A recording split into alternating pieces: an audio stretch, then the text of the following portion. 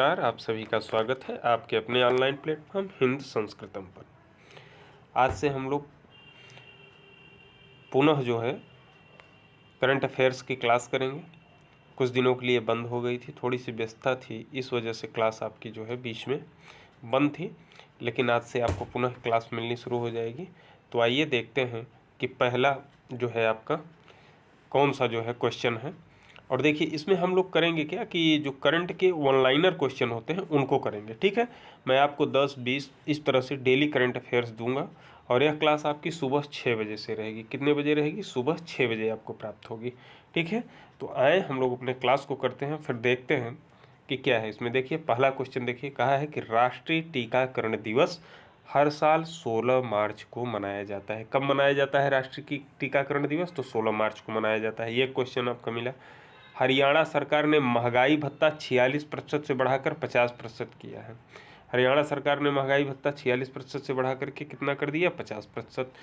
तीसरा क्वेश्चन देखें, राष्ट्रपति महमूद अब्बास ने मोहम्मद मुस्तफ़ा को फिलिस्तीन का नया प्रधानमंत्री नियुक्त किया है, ठीक है। तो देखिए फिलिस्तीन का राष्ट्रपति कौन है? तो महमूद अब्बास, ठीक है। और फिर अब फिलिस्तीन का नया राष्ट्रपति प्रधानमंत्री कौन बन गया? तो मोहम्मद मुस्तफ़ा को जो है फिलिस्तीन का नया प्रधानमंत्री बना दिया गया। अगला क्वेश्चन देखें, बी साई राम को कोल इंडिया की सहायक कंपनी नार्दन, कोल इंडिया की सहायक कंपनी कौन है? नार्दन, यह कोल फील्ड लिमिटेड के नए अध्यक्ष और प्रबंधक निदेशक के रूप में नियुक्त किया गया है, ठीक है। किस कोल फील्ड के नए अध्यक्ष के रूप में नियुक्त किया गया? किसको? बी साई राम को। किसको? बी साई राम को, ठीक है। चलें पांचवा नंबर देखें, अदानी ग्रीन एनर्जी में गुजरात में पवन ऊर्जा परियोजना का संचालन किया, ठीक है। तो कहाँ पे पवन ऊर्जा परियोजना का संचालन हुआ आपका? गुजरात में। किसने किया? अदानी ग्रीन एनर्जी ने, ठीक है। आगे बढ़े, टाटा सन्स के पूर्व चेयरमैन रतन टाटा को उनके उत्कृष्ट परोपकारी योगदान के लिए प्रतिष्ठित PV Narasimha Rao memorial award से सम्मानित किया गया। तो आपसे क्वेश्चन करेगा, PV Narasimha Rao memorial award से किसको सम्मानित किया गया? तो रतन टाटा को। किसको? रतन टाटा को। क्लियर। फिर देखें, ये देखिए सातवां होना चाहिए था, यहाँ पे मिसप्रिंट है। तो देखिए वर्ष की, थोड़ा सा बड़ा कर लें इसको, छोटा हो गया है। वर्ष की उत्कृष्ट महिला मीडिया पर्सन के लिए चमेली देवी जैन पुरस्कार 2024 स्वतंत्र पत्रकार ग्रीमा कुठार और इंडियन एक्सप्रेस की रीता चोपड़ा को संयुक्त रूप से दिया गया। किनको किनको दिया गया? इन दो लोगों को दिया गया है। देखिए ये ग्रीमा कुठार और इंडियन एक्सप्रेस की रीता चोपड़ा को संयुक्त रूप से दिया गया। कौन दिया गया? जो है वो उत्कृष्ट महिला मीडिया पर्सन के लिए, ठीक है। क्या दिया गया? चमेली देवी जैन पुरस्कार दिया गया 2024 के लिए। इसको आप याद कर लेंगे। राजस्थान सरकार ने बाजरा उत्पादन को बढ़ावा देने के लिए राज्य के किसानों को बाजरा और मोटे अनाज के मुफ्त बीज वितरित करने का निर्णय लिया है।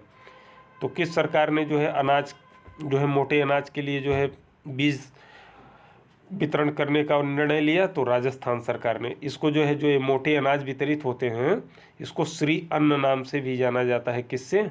श्री अन्न। आजकल हमारे प्रधानमंत्री जी इसके बड़े जो है प्रचार प्रसार में तेजी से लगे हुए हैं, तो इसको आपको ध्यान देना है, ठीक है। आए अगले क्वेश्चन की तरफ। देखें ये क्या है, वित्त वर्ष 2025 के लिए भारत का विकास अनुमान पिच रेटिंग कितना है? 6.5% के पहले अनुमान से कहाँ पहुँच गया?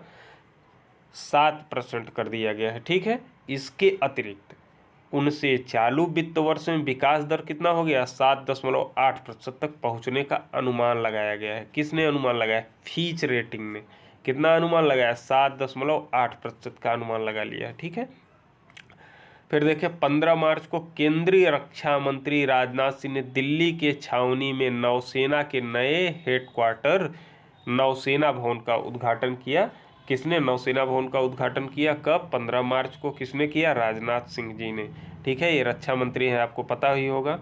फिर अगला क्वेश्चन देखें, थोड़ा नंबरिंग गलत हो गया है। गोथेनबर्ग स्थित वी डेम इंस्टीट्यूट द्वारा डेमोक्रेसी रिपोर्ट 2024 जारी की गई है। तो आपको अब पता हो जाना चाहिए कि डेमोक्रेसी रिपोर्ट कौन जारी करता है, तो गोथेनबर्ग में यह स्थित है जो वी डेम इंस्टीट्यूट। किससे? वी डेम इंस्टीट्यूट द्वारा, जिसमें भारत सबसे खराब निरंकुशों में से एक के रूप में उभरा है। अगला देखें, पूर्व आईएएस अधिकारी नवनीत कुमार सहगल ने प्रसार भारती के नए अध्यक्ष के रूप में शपथ ली है या कार्यभार ग्रहण किया है। तो प्रसार भारती के नए अध्यक्ष कौन है? नवनीत कुमार सहगल मिल गया आपको। फिर देखिए गूगल के बारे में नई अपडेट मिल रही है आपको, पढ़िए इसमें क्या है। गूगल डीप माइंड ने अपना नवीनतम एआई गेमिंग एजेंट सीमा लॉन्च कर दिया है भैया। क्या लॉन्च कर दिया गूगल डीप माइंड ने? सीमा लॉन्च कर दिया है। एआई जनरेटेड है ये एक वीडियो गेम परिवेश में कार्य करने के लिए प्राकृतिक भाषा निर्देशों का पालन करता है। जो भाषा आप बोलेंगे उसका वो पालन करके कार्य करेगा। आगे बढ़ें,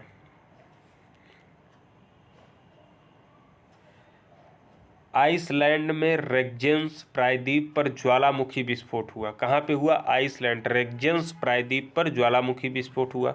दक्षिणी आइसलैंड में आपातकाल की स्थिति घोषित कर दी गई। तो आपसे क्वेश्चन कर लेगा कि कहाँ जो है किस ज्वालामुखी के, किस या द्वीप पर ज्वालामुखी के फटने पर आपातकाल की स्थिति घोषित कर दी गई? दक्षिणी आइसलैंड पर। कहाँ से फटा था? रेगजेंस प्रायद्वीप पर ज्वालामुखी फटा। ठीक है, फिर देखें, ये 15वें नंबर क्वेश्चन हो जाना चाहिए। सचिन रविंद्र सर रिचर्ड हैलिनी मेडल पाने वाले सबसे कम उम्र के खिलाड़ी बन गए। कौन? सचिन रविंद्र, शायद न्यूजीलैंड के खिलाड़ी हैं ये। रॉयल चैलेंजर बेंगलोर ने नई दिल्ली के अरुण जेटली स्टेडियम में दिल्ली कैपिटल्स को 8 विकेट से हरा दिया। ठीक है, और प्रीमियम लीग को जीत लिया। किसने जीता? रॉयल चैलेंजर बेंगलोर ने। ये महिला वाला है, ध्यान रखिएगा आप लोग। फिर टीएम कृष्णा और नीना प्रसाद को क्रमशः संगीत कलानिधि और नृत्य कलानिधि पुरस्कार के लिए चुना गया। किसको किसको? टीएम कृष्णा और नीना प्रसाद को। तो टीएम कृष्णा को चुना गया संगीत कलानिधि के लिए और नृत्य कलानिधि के लिए नीना प्रसाद को चुना गया। अगला क्वेश्चन देखें, पैरा तीरंदाज शीतल देवी को चुनाव आयोग ने अपने राष्ट्रीय विकलांग व्यक्ति आइकन के रूप में घोषित किया है। किसको घोषित किया है? शीतल देवी को। ठीक है, पैरा तीरंदाज थी ये। ठीक है, ध्यान रखिएगा। तो किया गया है इनको घोषित। भारत ने नीदरलैंड के वान डी पोल को भारतीय पुरुष हॉकी टीम का गोल कीपिंग कोच नियुक्त किया गया है। तो आपसे पूछ लेगा कि भारतीय पुरुष हॉकी टीम का गोल कीपिंग कोच कौन है? तो ध्यान रखना है वान डी पोल को। आगे बढ़े, यूरोपीय संघ ने नकदी संकट से जूझ रहे मिस्र के लिए 8 अरब अमेरिकी डॉलर की सहायता पैकेज की घोषणा की है।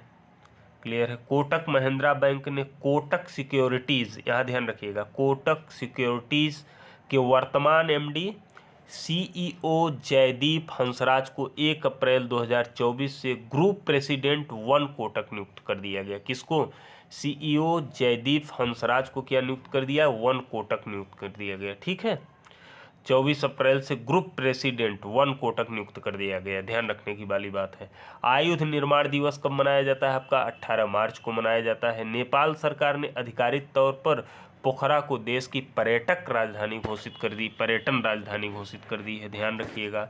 जम्मू कश्मीर के श्रीनगर में डल झील के किनारे पहली बार फार्मूला 4 कार रेसिंग इवेंट का आयोजन हुआ। ये रही बात आपकी करंट से संबंधित।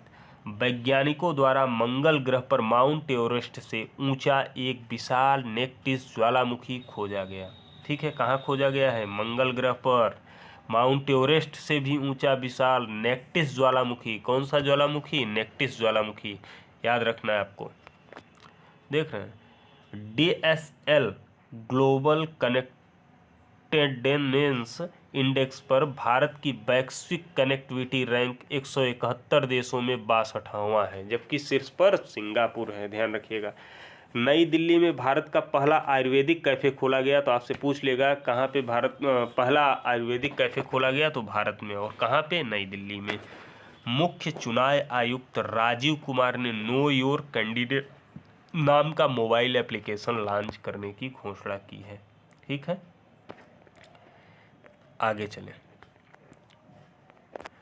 दिल्ली की इनोवेटर उदय भाटिया और हरियाणा की एक मानसिक स्वास्थ्य प्रचारक मानसी गुप्ता डायन स्मृति पुरस्कार से सम्मानित किए गए।